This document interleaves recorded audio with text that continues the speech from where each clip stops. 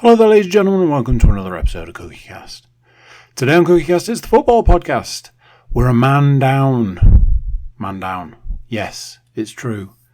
One of our faithful had a scheduling conflict and was unable to attend. Stay tuned to find out who's not here. Before that, please consider like, share, subscribe and comment. Leave reviews where you can leave reviews. Share the podcast with your friends. Get it out there, people. It's the best possible way to get the podcast out and about, known by people. You can be part of the crew. They can be part of the crew. Crew everywhere. Right. Let's get going. So here we go. This is CookieCast, the football podcast.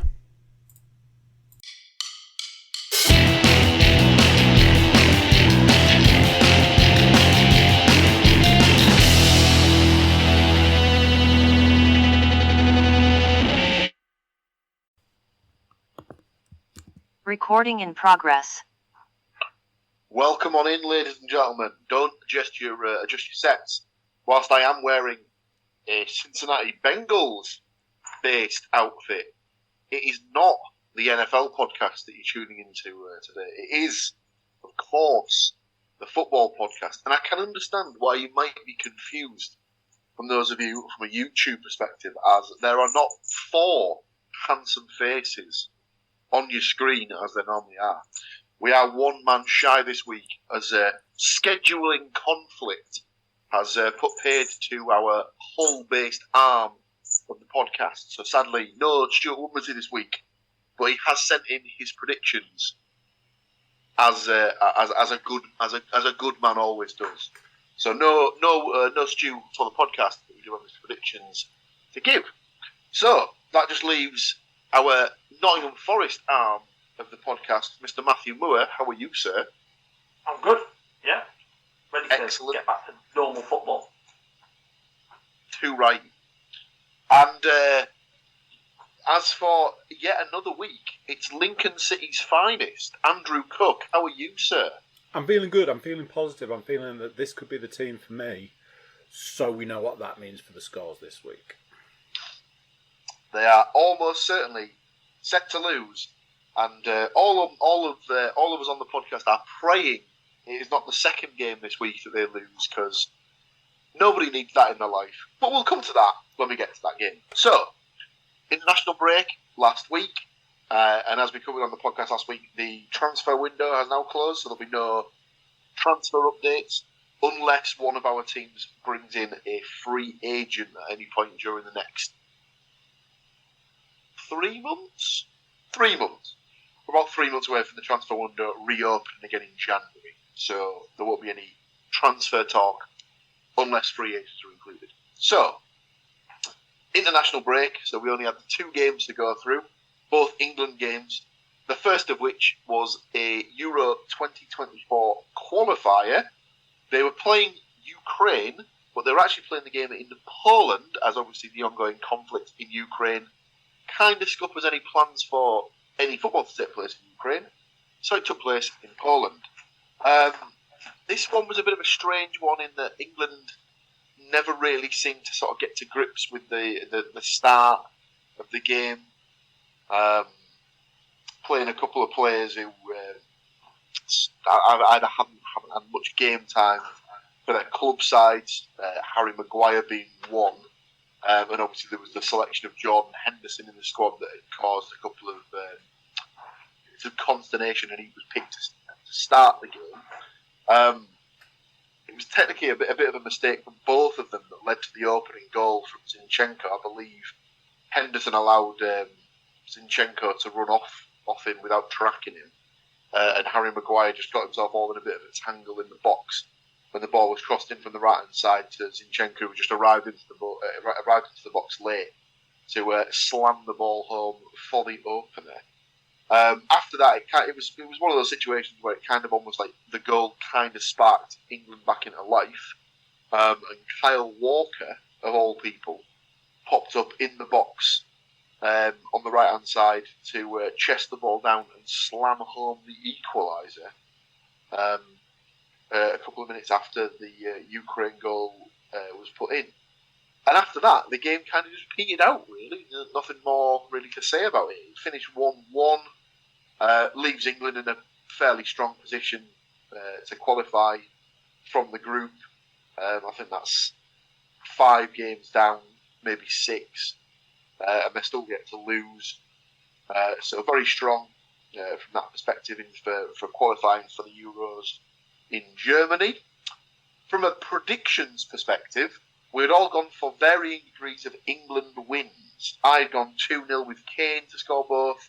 Stuart had gone 2-0 with Kane and Saka. Andy had gone 2-0 with Kane and Rashford. Matt was the only person who actually gave Ukraine a goal, but sadly he'd gone for Yarmolenko to get the goal, not Zinchenko. And he'd gone for Kane, Saka and Rice goals for England. So no points across the board there, sadly, in the first game. The second game, whilst not a competitive match from a qualification perspective, can't really be classed as a friendly, as it was against the old enemy, or the old enemy, if you want to spell it like the Gaelic folk would. It was Scotland versus England in a friendly at Hampden Park, which I believe was to celebrate the 150th anniversary of the Scottish FA formed. So I believe before the game, the teams came out in special one-off tracksuits that had been commissioned for the event. I didn't actually see the start of the game as I was late getting the game switched on. But I understand that the England national anthem was roundly booed by the majority of the folks in attendance at Hampden Park, which was quite nice. I saw a couple of people on Twitter had come out with all those England fans now know what it's like to have their national anthem booed, which was shots fired, but quite right, to be fair. Did either of you see any of this game?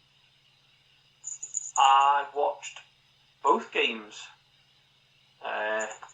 Ukraine game. I'd say the Ukraine game started quite well, and then England just were poor. They were really slow. Just kind of zip about. But yeah, so I think they probably got a bit more than what they deserved, to be honest.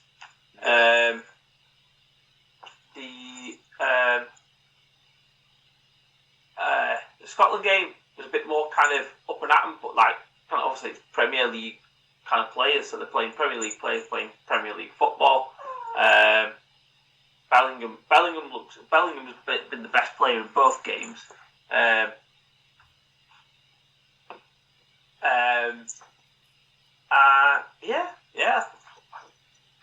think I must have switched off at some point because I saw the first England goal, or maybe I missed all the goals. But yeah, the Scotland game looked a bit more entertaining than the Ukrainian game. Yeah, it was one of those strange ones. It almost felt like the Ukraine game was the friendly, and the Scotland game was the qualifier, because it almost felt as if England had set up more to have the better performance in the Scotland game, which was strange. And maybe it just come about as a fact that they'd been a little bit subpar in the first game, so they knew they had to step it up for the Scotland game. I would say that Scotland probably started as the better of the two teams, had the better of it for the first sort of 10 or 15 minutes, and then England obviously came into the game and got the first goal through Phil Foden. That was another one where Kyle Walker just popped up. Like he seemed, for some reason, he seems to be playing very high at the moment. So obviously England are playing with the back four, but he seemed to be getting very, very high up the pitch. He was almost playing as a right winger at times, and obviously he was on the right hand side. I think it was a ball across the box from Bellingham. He controlled it and played it back across the goal, and Foden just had to basically open his feet out to tap in again, about 6 yards out to get the opener. The second goal was actually scored by Bellingham, but it was a defensive bit of a cock up really from Andy Robertson, who's normally really, really like sort of assured at the back. The ball was sort of pinging around the Scotland box, and he just went to clear it, but completely miscontrolled it, or just completely lost his footing, and basically just put it straight into Bellingham's path for him to just smash it home. So it was 2-0 going into half-time. At half-time, England made a change, took Mark Gay off and brought Harry Maguire on to huge negativity, probably the best sort of way to class it. I believe he was booed every time he got on the ball, or I don't know, was it a case of booing or was it a case of sarcastically cheering, I suppose, from the Scotland perspective? But it kind of worked, as he unfortunately he was in the wrong place at the wrong time for the Scotland goal, as the ball came in from the right hand side and he just couldn't sort his feet out, and it was one of those ones where it kind of just hits him completely wrong foot the keeper because he's going with the sort of flight of the ball to save it that way.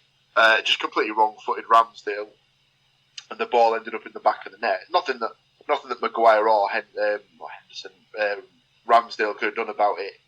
But it obviously gave Scotland the impetus to get back into the game, and they were probably on top for the next sort of 5 or 10 minutes until England got the third. And I can't remember for this one whether this was it was Bellingham again. Bellingham on the edge of the box, nice sort of close control, faded as if he was going for the shot, opened his body up and then just slipped a lovely through ball for Kane to latch onto and just poke underneath the keeper for the third and kind of kill the game off as a whole there. It was one of those ones where, like I say, I think Scotland had the better of the opening sort of 10 or 15 minutes, but then as soon as England came into the game, scored the first goal, you never thought at any point they were under any real sort of pressure, or they didn't look at any point like they were going to be losing the game, certainly, or even in contention for a draw. So it was a good performance to see, and like you said, Bellingham just looks like he's taking it to the next level. He just looks like he's a surefire starter. It's just a case of if he's going to be playing in behind the striker like he was in that game, or if he plays as part of the midfield trio moving forward. And I think that's the kind of, you don't want to be a pile on Southgate because he's not, he's done a lot more than some managers have done, but he has got to make sure that there's players around Bellingham that makes him the standout player of that team. It's not Harry Kane anymore. You've got to make Jude Bellingham the absolute centre of that team, and he's given the best opportunity to run the game as he did at times. Like at the beginning of the Ukraine game, I thought, we're going to absolutely smash these, because he just started the game so quickly, and then it just kind of drifted into nothing. And you're just like, right, okay, then he looked frustrated. Whereas obviously with the Scotland game, he got a bit more of a foothold in it. And it's one of them ones where you don't want to kind of get too excited because it was Scotland and Ukraine, but you've got that potential of him being the best player on the pitch. And it don't matter who you're playing, he's the best player on the pitch, because currently at Real Madrid, he is the best player on the pitch for them. And if England don't use him properly, then you're wasting top level talent. Yeah, I mean, it's a nice dilemma to have of sorts, like where's his best position. But I almost think if you can sort out the midfield, you kind of just say, well, we know that we're going to have Kane up front. That's kind of nailed on. He's the captain after all. He's England's top goal scorer. He's going to be playing up front for the next 3 or 4 years at least. You know that certain players are going to play. You know that Rice is basically going to be in the team as the holding midfielder. It's just whether or not he pairs him with Phillips or, dare I say, Henderson or somebody else as being that anchor. And then do you play Bellingham as the point in front of those two? Or do you play him as the number 10 in behind Kane? Or do you just sort of sacrifice it and just say, right, he's in the team. He's basically just got a free rein to just do whatever he needs to do, because he's got the energy in his game to be able to drop deep, pick the ball up on the edge of his own box and drive with it. or he can be like afforded the chance to sort of play up with the striker, almost like a second striker, and sort of get the ball back to goal, turn, feed Kane the ball, and things like that. So it's an interesting dilemma to have. You don't want to be that England fan of a certain age, but it's almost Gaza-esque. You just put Gaza down on put Gaza in on the team sheet, and people go, "Oh, let's look at the lineup." And you're like, it doesn't matter what the lineup, because Gaza's going to be everywhere. He's going to turn up at the right back at some point. He's going to be in left back. He's going to spend most of his time in midfield. He's going to be picking the ball up from the box. He's going to be carrying it forward. And you think, you're our best player. Go and run the show, and don't let people get in the way. Yeah, I wonder if it's almost like the when Matthew Le Tissier was at Southampton and Alan Ball was the manager. So it could almost be just whatever happens, just give the ball to him. He's your best player. He's your best chance of getting out of this mess. When they were close to being relegated, like 3 seasons on the spin, I believe it just went down to get the ball to Le Tissier. He'll make something happen, and that could be it with Bellingham. From a predictions perspective, myself and Matt had gone for draws. I'd gone for 2-2 with Nisbet and Adams to get the goals for Scotland, Saka and Bellingham to score for England. So no points for the result, but I do get a point for the goal scorer. Matt had gone for a 1-1 draw with McGinn for Scotland, but Kane for England, so no points for the result, but manages to get himself a point for a goal scorer. Stu had gone for a 2-1 England win. McTominay, Rashford and Nketiah, so no goal scorers but correct result. And Mr. Cook had gone at 2-0 England, Saka and Wilson to score for England. Again, no points for goal scorers, but a point for the result. So those of you who are playing along at home may have realised that leaves us with 2 games played, a 4-way tie with 1 point per person. So pat yourselves on the back, lads. We've all done a wonderful job this week, and we've all taken a point for the overall season, as it were. So that's the international break done and dusted. So we've got 7 games to go through for week 7. Most of them are taking place in the league. There is an EFL trophy game to go through, which I'll have to give a little bit of breakdown into, because it's a weird scenario where you can have a draw in that fixture, but it does then go to a penalty shootout, but doesn't really mean anything for the actual game. I'll explain when we get to it. So before we go into week 7, though, we are going to take a small break just to recompose ourselves.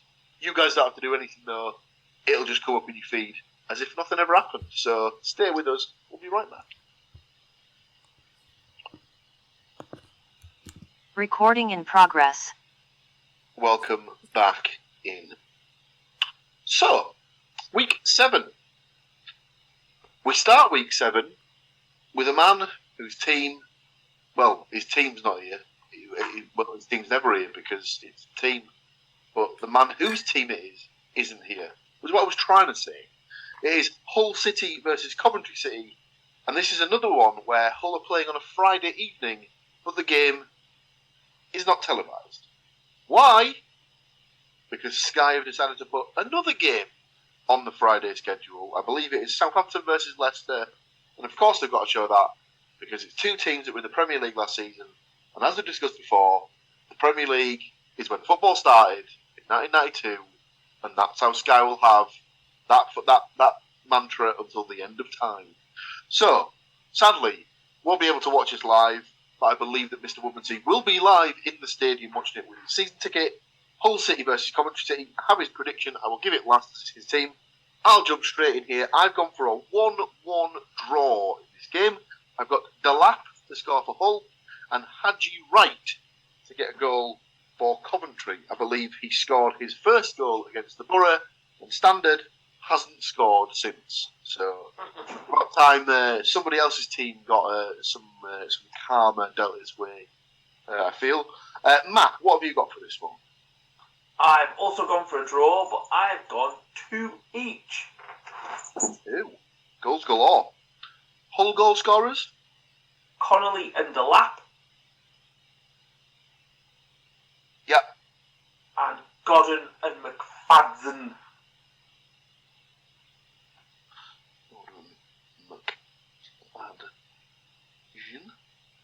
Andy?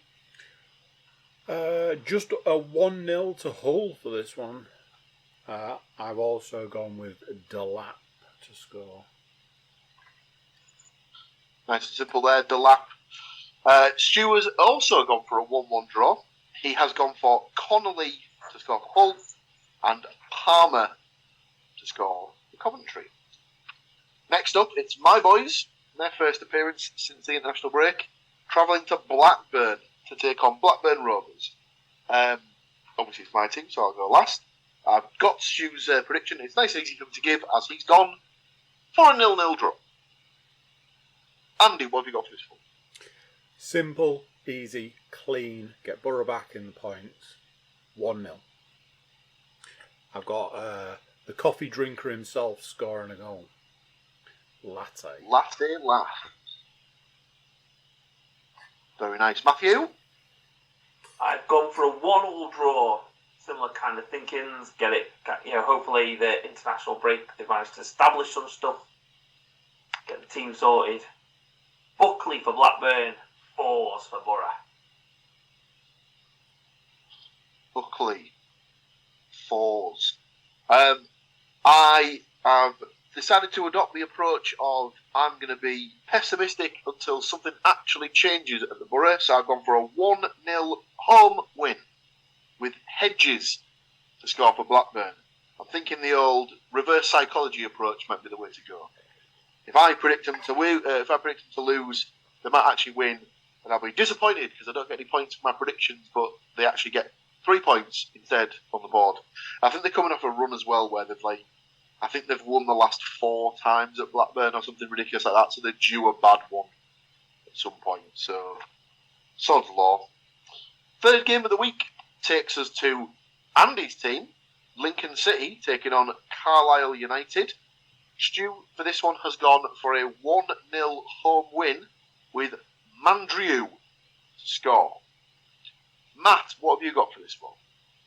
Well, obviously, I saw Carlisle play a couple of weeks ago, and they were not good against Port Vale. Wow, would be the kind of some of the challenges that were going in. Robust? Yes. Yeah, the Vale have got a very tricky, number 10, and that poor lad, he came off on 70 minutes, and God knows how he lasted that long, because he had lumps kicked out of him. So I've gone for a 2-0 Lincoln win. Okay. Hackett, Fairchild, and Bishop.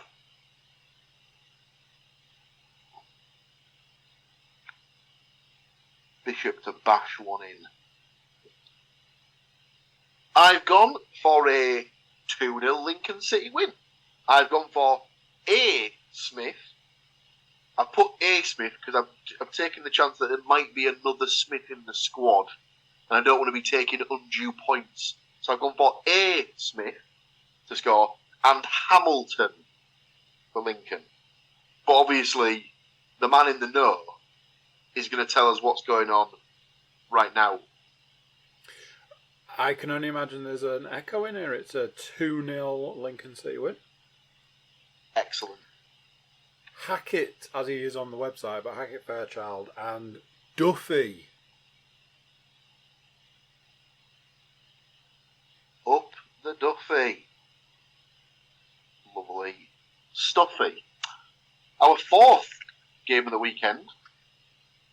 Technically, not even on the weekend. This is a Monday night football fixture, so is our first televised fixture of the week. Nottingham Forest taking on Burnley. Now, obviously, annoyingly for me, I'll be playing football at 7 p.m, so I'll have to miss the first sort of 20 minutes or so of this game, as I'll be travelling home. It is Mr. Moa's team, so he will give his prediction last. Andy, what have you got for this one? Got a big Forest win, 2-0. I love that is classed as a big win in this podcast realm. Yeah, I like it. You know, whilst Man City are churning out 5-1s, 6-0s and things like that, not here, not on this podcast. This podcast deals in 2-0s as a drubbing. Your goal scorers, please. I've got to save my big goal scoring games for later in the podcast. My goal scorers are Awoniyi, and I couldn't pass up the opportunity to predict some Wood. A little bit of Wood for the boys. I've gone for a nice, simple 1-0 win with Awoniyi to score the goal. Obviously, these two played each other in the League Cup not too long ago, and Burnley got the better of them. This was also at the City ground as well. You'd like to think there'd be a little bit difference in the teams, but I think at home in the league, Forest are pretty strong. So I think a 1-0 win should be incoming. Stu disagrees. Stu's gone for a 2-2 draw with this one, so he might have taken some of the factor in for the League Cup game that was played a couple of weeks ago. He's gone for Yates and Gibbs-White to get the goals for Forest. Foster and Berg to score for Burnley. How does the Forest fan think this will pan out? I've got there were 7 changes to the Forest team the other week, which would be my starting point. I have gone for a 2-1 Forest win. We're going to celebrate John Joe Shelby leaving on loan off to Turkey, which I'm sure he goes most summers. So I've got a Awoniyi scoring and a Langer. Yeah. And then Trezor, I think. Trezor. Yeah. Very nice. The second slate of games takes us to midweek, and the first game as such is Sheffield Wednesday versus Middlesbrough, back-to-back away games for my boys this week. I'll just jump straight in here with Stu's prediction, and I'll come to you guys for yours, then give mine last. Stu's gone for a 1-0 Middlesbrough win with a latte laugh to get the goal. Matt? I have gone for a 1-1 draw. This one. Yep. With Barry Banan scoring and Latte Latte scoring. Bonanza. Latte laugh. Andy? I have got a 2-0 Borough win. Interesting. Latte for one and fours for the other. Latte laugh and fours. Sadly, I won't be in attendance for this one, as it's standard procedure for Borough away games at the minute. Sold out before I even had a chance to look and see if I can get to it. Wow. Which is annoying because this is one of the ones that's easy to get to. For Sheffield, only about an hour away in the car. I have gone optimistic on this one. I've gone for a 2-1 away win. Gone for Windass to score for Sheffield Wednesday. Not quite old boy rule, but his dad did used to play for the Borough, so it kind of plays out here. And then I've gone Fours and Coburn to score for the Borough. Josh Coburn did not move on loan, so remains at the Borough. So I imagine he might see a bit more first team action in the coming weeks as we lead up to January. Might get a move in January. Our second to last game of the week is the aforementioned EFL Trophy game between Derby County, Big Boo, and Lincoln City, Big Yes.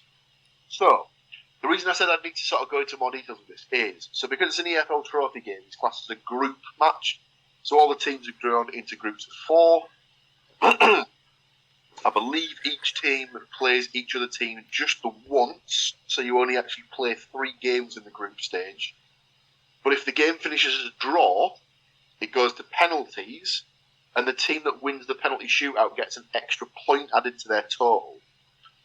So the game can still finish as a draw, and to all intents and purposes, if it does finish as a draw, that will just go down as a draw as such. But technically, the game would then go to a penalty shootout. But for the intents purposes of the book, we're just going to class it as a home win, a draw, or an away win.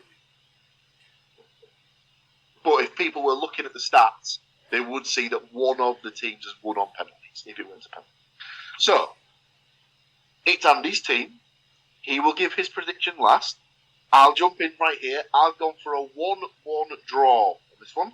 We've got Washington to score for Derby and Hackett Fairchild to score for Lincoln. Stu obviously hates us and has gone for a 1-0 home win, which would mean that next week we'd have to be predicting Derby games.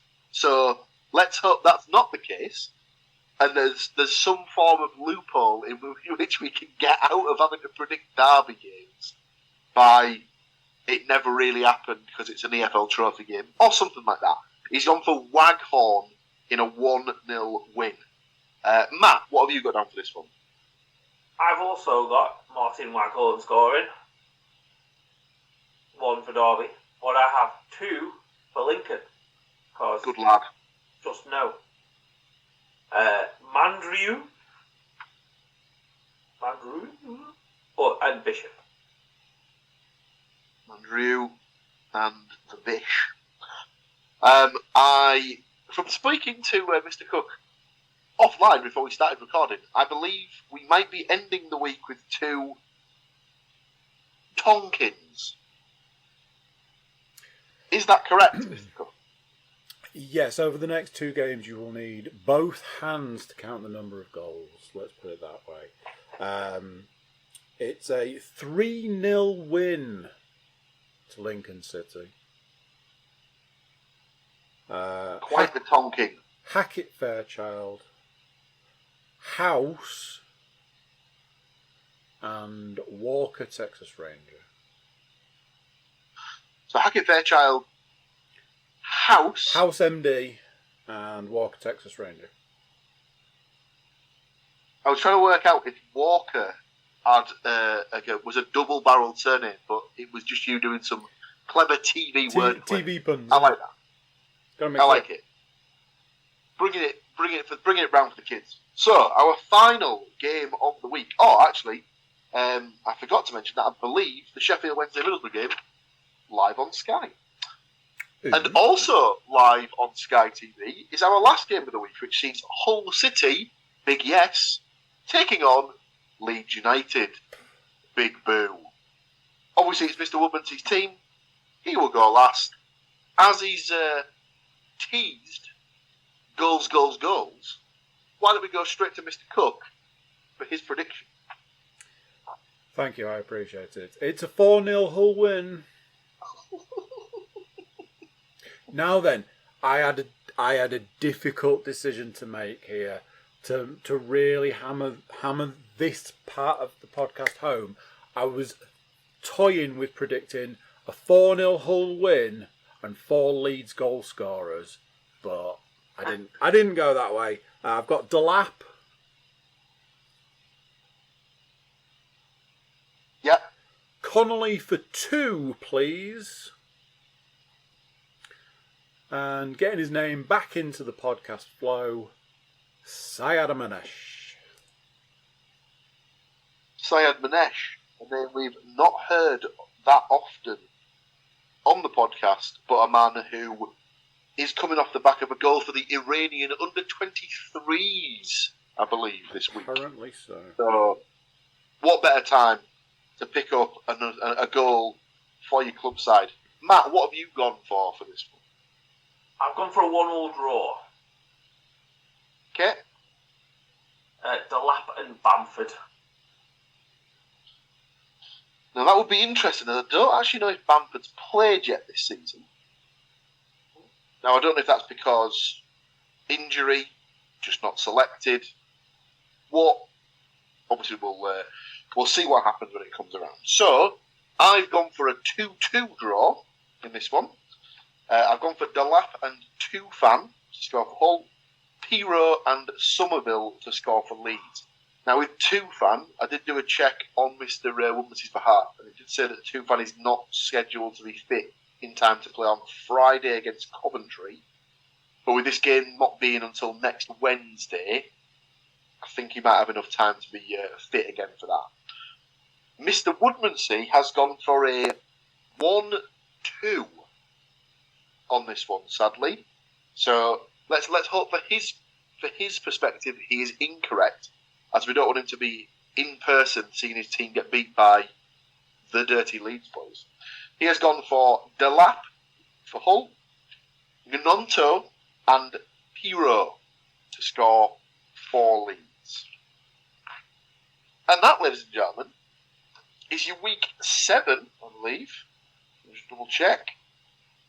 It is indeed week 7 predictions done and dusted. So, unless you boys have got anything you'd like to bring to the party, I believe we're all done. Apart from the John Joe Shelby loan, who, let me have a look. Bring it down. Yes, I did forget, sorry, that obviously other countries' transfer windows did remain open for another week or so, so there was potential for movements out from English clubs, and one obviously did come to pass. I do apologise we didn't cover that at the start, but yeah, John Joe Shelby was moved. Kaiko Rizepor. A giant of the Turkish game, no doubt. Yeah. Let's hope he fits right in and never has the need to come back to the UK. Fingers crossed. Yeah, that's it. Marvellous. Well, all that's left for me to do is to say thank you to both these two gentlemen, and of course, you wonderful listening and viewing public. Obviously, without you, this show would mean next to nothing. So thank you very much. Join us again next week, where we'll break it all down again. Obviously, fingers crossed, Mr. Woodmansey will be back on the pod to give us his in-depth, in-person account of the 2 Hull games. Fingers crossed, Borough won't have lost 2 on the spin, so I don't have to join the podcast crying like a little bit. But yeah, fingers crossed. I'll leave Forest alone because they've started the season quite strongly, so they're not in a position where they need points. It's fine. And obviously Lincoln are flying, so they don't need any assistance whatsoever. So thank you once again, and we'll see you in about a week's time. Well, until then, see you later. So there we go, what do you think to that? Another one done, another one gone. Stu, as always, you were missed. I think we can all agree, we missed Stu. But we did it, didn't we? We managed to hold the fort. Yeah? Hold down the fort. Yeah? Before you go, please do consider like, share, subscribe and comment. Leave a review where you can leave a review. 5-star ideally. Check out the website, it's thecookiecast.com. There you can click our email button or find our social media links and get in touch with us. That's it for this one. Enjoy the games to come and check back next week to see how well we predicted them. Until then, I'm going to say bye and I'll see you then. Thank you for listening to these grumpy old men talk about football. If you've enjoyed this episode, please like, share and subscribe.